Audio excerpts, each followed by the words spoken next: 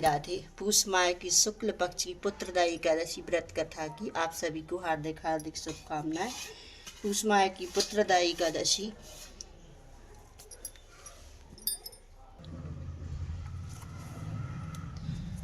नाम पुत्रदायी एकादशी है। यह एकादशी पुत्र प्राप्त करने वाली, संतान सुख को बढ़ाने वाली और हर इच्छा को पूरी करने वाली, धन वैभव लक्ष्मी को प्रदान करने वाली एकादशी है। पूष माह की पुत्रदायी एकादशी व्रत कथा।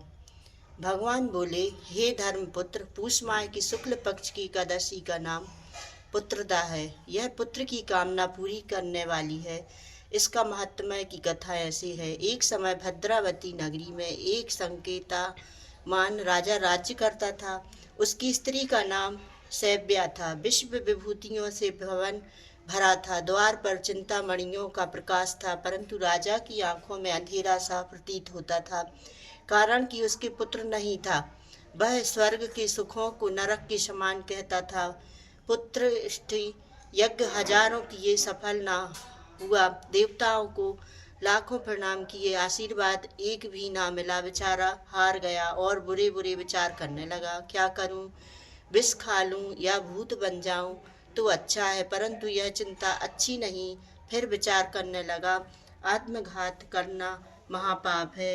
यह इस चिंता से छूटने का उपाय वनवासियों से पूछा। घोड़े पर सवार होकर वन विहार करने लगा। पशु पक्षी इत्यादि जीवों को पुत्र के साथ खेलते हुए देखा। मन में कहने लगा, मेरे से यह भी सौभाग्यशाली है।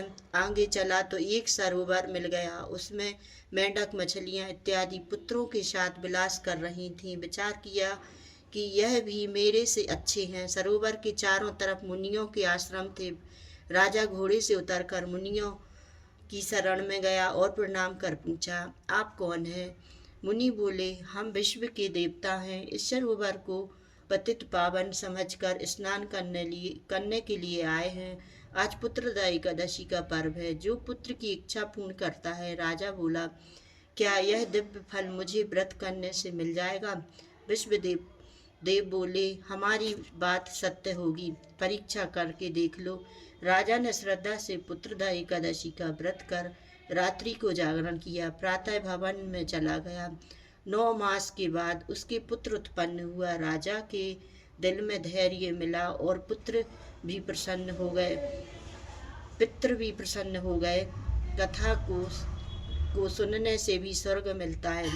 फलाहार, इस दिन नारायण जी की पूजा की जाती है। बछड़े की माँ गौ के दूध का सागा लिया जाता है। राधे राधे।